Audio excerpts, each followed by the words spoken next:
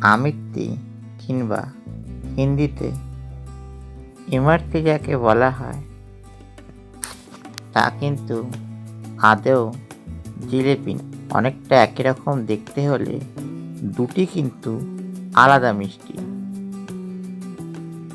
গাঢ় কমলা রং এবং জটিল ফুলের মতো নকশার এই ভাজা মিষ্টিটি উৎপত্তি হয়েছিল জাহাঙ্গীরের রাজকীয় রান্নাঘরে।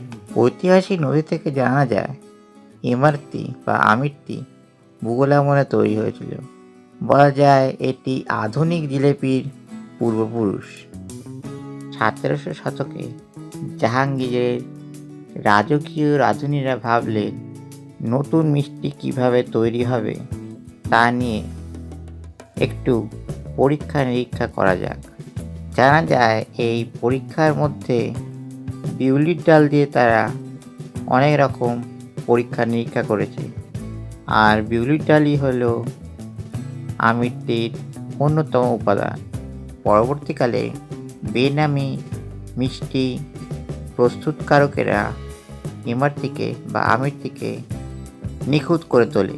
আমিত্তি হয়ে যায় রাজকীয় ভোজ, উৎসব, অনুষ্ঠানে, এমনকি মন্দিরের প্রসাদ হিসাবেও আমিত্তি পরিবেশন করা হয়।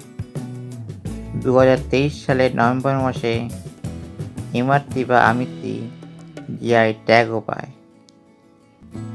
তবে আমিত্তির সঙ্গে জিলেপির একটাই পার্থক্য হলো আমিত্তি ঘন, গাঢ় কমলা রঙের হয় এবং এর মধ্যে ঘন ফুলের ডিজাইন করা থাকে।